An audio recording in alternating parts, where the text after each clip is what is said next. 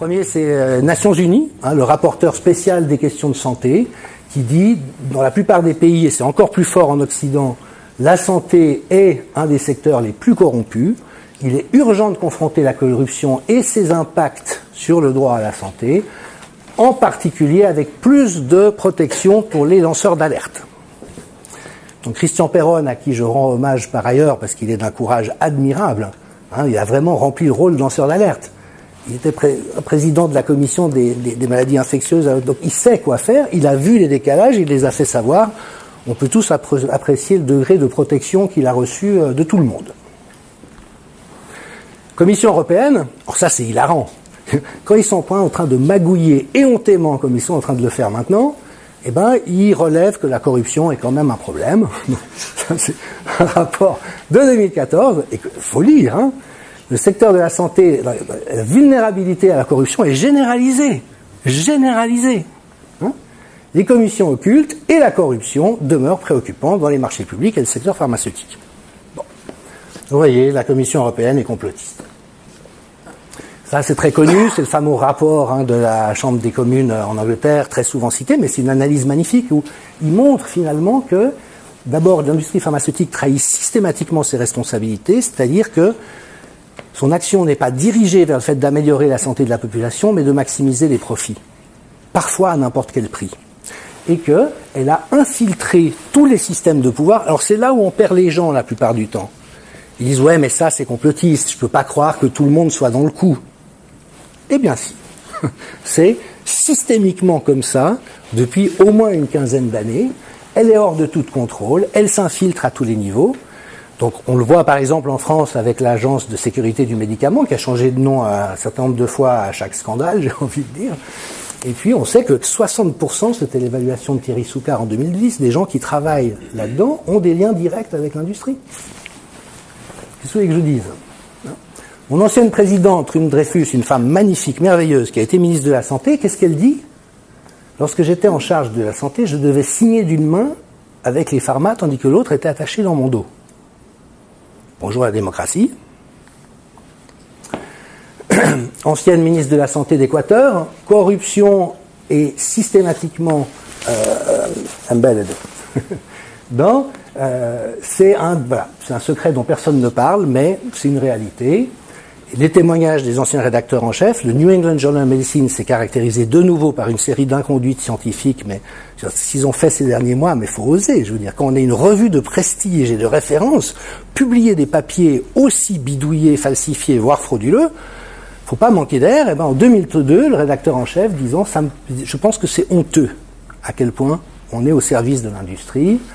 Marcia Angel, au bout de 20 ans de rédactrice en chef du même journal, il dit, il n'est plus possible de croire une grande partie des recherches cliniques, ni de se fier aux directives médicales faisant autorité.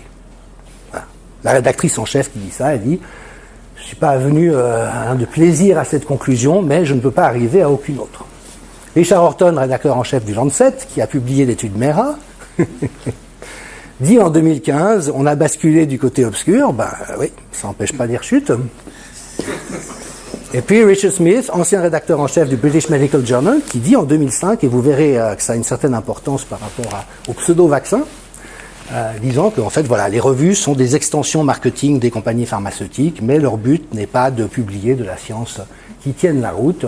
Il insiste, ça s'est répertorié dans un autre article, que « Most of what is published is plain wrong or nonsense ». Voilà, ça c'est la réalité du terrain aujourd'hui. Alors c'est compliqué. Évidemment que l'immense majorité des chercheurs ne sont pas malhonnêtes. Évidemment qu'il y a aussi de la science de qualité qui se publie dans les revues, y compris les meilleures. Mais ce qui pose problème, c'est que vous ne savez pas, si vous n'avez pas des compétences de lecture et de compréhension, si vous allez tomber sur un truc complètement pourri et frauduleux, ou sur quelque chose de remarquablement bien fait. Et comme les journalistes n'ont plus cette compétence, évidemment que ça pose problème. Pour celles et ceux qui auraient envie de creuser, le centre d'éthique de l'université de Harvard, SAFRA, a fait des recherches mais remarquables pendant 3 ans sur ce sujet. Ils ont tout mis en lumière. Vraiment, c'est extrêmement bien documenté. Et ils insistent sur le fait que c'est pas de la corruption systématique. Ça veut pas dire que chaque personne dans les institutions est corrompue à titre individuel. C'est que l'entier du système est configuré pour privilégier les intérêts économiques au détriment de la santé de la population, et ça corrompt toutes les dimensions de la médecine. Donc désolé du diagnostic, mais la médecine est très malade. Elle est très très malade aujourd'hui, et c'est là où je me suis permis un compliment en entrée, parce que pour moi, vous avez été les gardiens de la rigueur et de l'éthique par rapport à ce monde-là, dont on savait tous qu'il était déjà distordu, mais évidemment dans des proportions qui sont aujourd'hui assez apocalyptiques, à vrai dire. Donc, il y a l'influence des médecins, pour pas qu'ils se rendent compte, surtout qu'ils composent avec leur conscience dans le fait de savoir que ce qu'ils font n'est pas tout à fait OK, mais sans avoir l'impression de faire des choses problématiques. Évidemment, ce mythe qu'il y a des remèdes sûrs et efficaces. Et puis, même la définition, notamment des manuels diagnostiques, c'est très fort en psychiatrie, où on crée des maladies parce qu'on a des remèdes à disposition. Voilà. Il y a un marché à prendre. Alors, tout ça, c'est très problématique, et Peter Gotche, qui vient de se faire virer, il y a 1 année et demie, de la revue Cochrane, qui malheureusement a cet espace d'indépendance intellectuelle, mais qui est en train d'être rattrapé par la corruption, lui a écrit un livre en 2014, il n'y va pas de main morte, mais il connaît son sujet, lisez-le si vous ne l'avez pas lu, c'est juste très impressionnant, où il dit que ça va même plus loin, c'est-à-dire que c'est pas juste des malfactures systématiques, c'est un système, c'est en fait une économie criminelle. C'est criminologique. Et il parle littéralement du mépris moralement répugnant pour la vie humaine de l'industrie pharmaceutique. C'est-à-dire que quand des boîtes mettent sur le marché un médicament dont ils taisent des effets indésirables, dont ils savent que ça va tuer des dizaines de milliers de personnes, mais que ça permet d'engranger des bénéfices monstrueux, on n'est plus dans quelque chose de léger. On est dans du crime organisé. Et le calcul de l'industrie, c'est si ça permet de faire rentrer 12 milliards de dollars et qu'on paye 1 milliard d'amendes, ça en laisse 11 dans la caisse. Et ce livre, de nouveau, il a été primé par l'Association médicale britannique en 2014.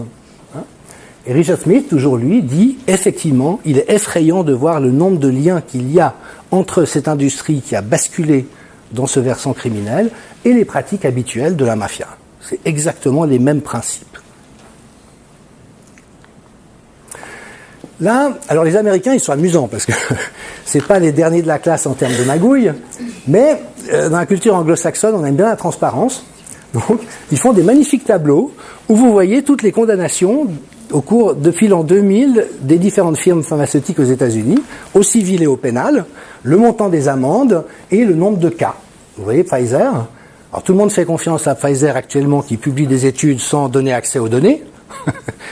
Eh bien, ils ont été condamnés à 71 reprises en 20 ans pour un total de 4 milliards 660 millions d'amendes, mais en ayant incorporé ça dans le business model. Comme vous payez votre loyer, vous le mettez dans le business model, eux, ils mettent les amendes qu'ils vont payer dans le business model. Voilà. Donc, vous voyez, c'est juste estomacant. On a 944 procédures en 20 ans, avec 56 milliards de dollars d'amendes. Voilà. Alors pour moi qui connais bien ces questions, ce qui évidemment est extraordinaire, c'est que par beau temps, tout le monde dit oui, c'est vrai, il y a quand même un petit problème. Puis dès qu'il y a l'occasion de faire un maximum de blé, alors c'est l'omerta. Et si vous le dites, vous êtes un complotiste. Il va falloir que les gens redescendent sur Terre à un moment donné. Une des conséquences, c'est que les erreurs médicales ou la conséquence des mauvaises prescriptions deviennent un problème de santé majeur. Et puis, vous savez comme moi que le British Medical Journal a essayé de tirer la sonnette d'alarme, tout récemment en disant que on est en train de réprimer la science, de supprimer la vraie science, d'où les attaques. Et lorsque la bonne science est supprimée, les gens meurent. Voilà, ça c'est le réel. Évidemment, ça n'a pas été relayé dans aucun média mainstream.